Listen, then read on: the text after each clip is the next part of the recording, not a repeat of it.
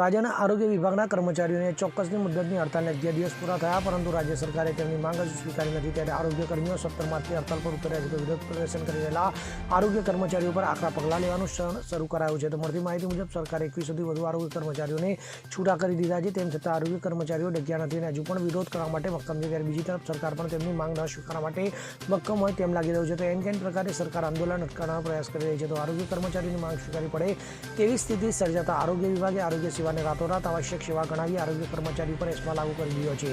તો આ એસ્મા એક્ટ હેઠળ સરકારે આરોગ્ય કર્મચારીઓને નોટિસ આપી તેમની સામે આકરા પગલાં પણ લઈ રહી છે. તો સરકારે અત્યાર સુધી 2100થી વધુ આરોગ્ય કર્મીઓને છૂટા કરી દીધી હતી. તો તેમાંથી 5000થી વધુને કારણદર્શક નોટિસ પણ ફટકારી છે. ત્યારે આમ આરોગ્ય કર્મીઓને ફરજ પર પરત ફરવા દબાણ કરવામાં આવ્યું છે. તો પોતાના હક માંગતા આરોગ્ય કર્મચારીઓ પર સરકારે જોહુકમી કરી છે.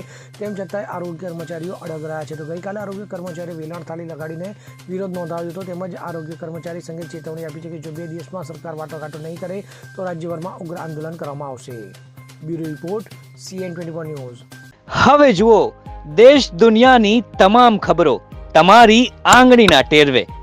ઉઠાવો મોબાઈલ અને Google Play Store પરથી ડાઉનલોડ કરો અમારી CN24 ન્યૂઝ મોબાઈલ એપ.